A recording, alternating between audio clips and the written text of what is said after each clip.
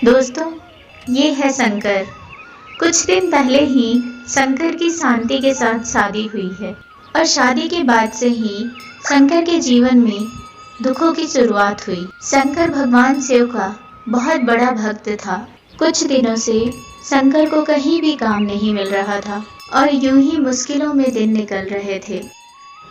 तभी एक दिन हे शिव शंकर, क्यों अपने इस गरीब भक्त की परीक्षा लिए जा रहे हो? सुख का लहर आए या दुखों का पहाड़ टूटे, मैं हर समय आपकी भक्ति में ही डूबा रहता हूँ। हे भोले भंडारी, मैंने तुमसे कभी कुछ नहीं मांगा, लेकिन आज मैं अपने लिए आपसे कुछ मांगना चाहता हूँ। मुझे धन की कोई लालसा नहीं, बट इतना तो दे भगवान कि मैं अपने परिवार को 2 वक्त की रोटी दे सकूं। यूं जब शंकर प्रार्थना कर रहा था तो कैलाश में बैठे शंकर भगवान और पार्वती माँ उसकी प्रार्थना सुन रहे थे।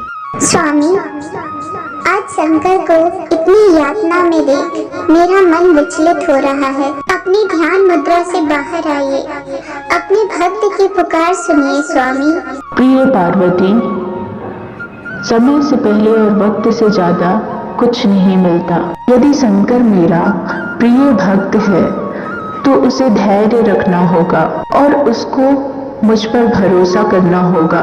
सही समय आने पर उसे अपनी भक्ति का फल अवश्य प्राप्त होगा। उसकी भक्ति यदि सच्ची है तो उसका भाग्य अवश्य बदलेगा। पार्वती, आप अपना मन विचलित ना करें।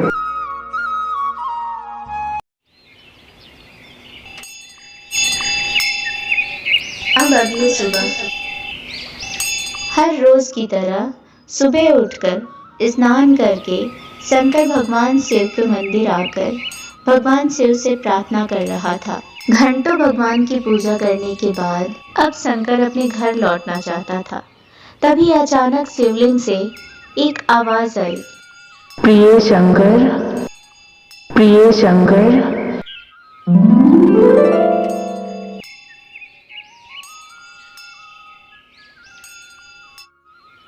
मैं तुम्हारी भक्ति से प्रसन्न हूँ। बोलो, तुम्हें क्या वरदान चाहिए? प्रभु, मैं आपके दर्शन कर धन्य हो गया। प्रभु, मैंने अवश्य कोई पुण्य किए होंगे जो जीते जी ही मुझे आपके दर्शन प्राप्त हो गए। प्रभु, मुझे धन की कोई लालसा नहीं, मैं तो आपकी भक्ति में ही आजीवन डूबा रहना चाहता हूँ। लेकिन मेरी पत्नी मुझसे हमेशा दुखी रहती है क्योंकि मैं उसकी आवश्यकताओं को पूरा नहीं कर पाता।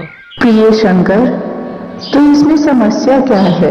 कल तुम अपनी पत्नी को अपने साथ लेकर आना। उसकी जो भी इच्छा होगी मैं उसे अवश्य पूरी करूंगा। तभी एक दिन जब शंकर और शांति भगवान शिव के मंदिर में जाकर भगवान शिव की प्रार्थना कर रहे थे, तभी अचानक शंकर जी प्रकट हो गए। बोलो पुत्री, तुम्हें किस चीज की आवश्यकता है? हे देवों के देव महादेव, जब से होश संभाला है तब से मेरे पति ने सिर्फ आप ही की भक्ति की है, लेकिन हमारा जीवन उस झोपड़ी से आगे जा ही नहीं पाई। हे देव, हमारा घर धन धान से भर दो। पुत्री, तुम शंकर की पत्नी हो और शंकर मेरा प्रिय भक्त है, तो तुम्हें जो चाहिए वो मैं अवश्य तुम्हें दूंगा। लेकिन एक बात हमेशा याद रखना, जीवन का सुख धन और दौलत में नहीं होता पुत्री, जैसा कि तुम सोच रही हो। जो है जैसा है उसी में खुश रहना सीखो शांति। भगवान शंकर के समझाने के बाद भी शांति पर कोई फर्क नहीं पड़ा। फिर क्या था, शांति के कहे मुताबिक शंकर जी ने बहुत सारा धन दौलत प्रकट कर दिया और यह देख शांति खुशी से फूले नहीं समा रही थी। अब क्या होना था, अब शांति के पास ढेरों सारा धन दौलत होने की वजह से शांति में घमंड आ गया।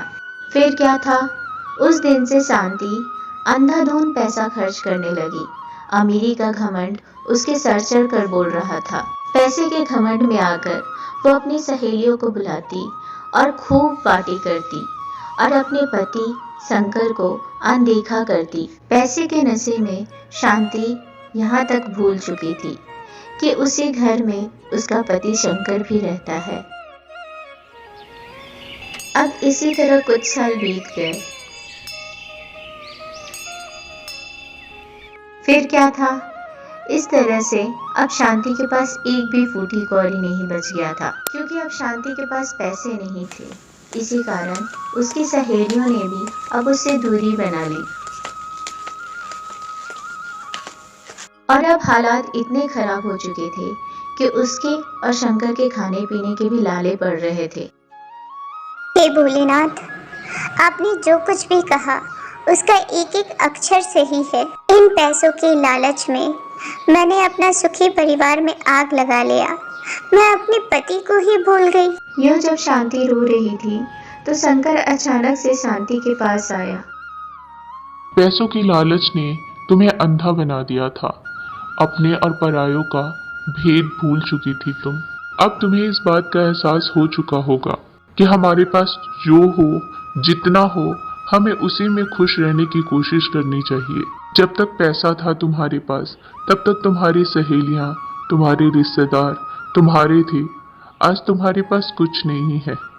इस बात से ये पता चलता है कि कौन तुम्हारा अपना है और कौन पराया। फिर क्या था, अब उन दोनों ने उस बंगले को छोड़ा और अपनी पुरानी झोपड़ी में चले गए और उस दिन से दोनों पति पत्नी निस्वार्थ भाव से भगवान शंकर की आराधना करने लगे।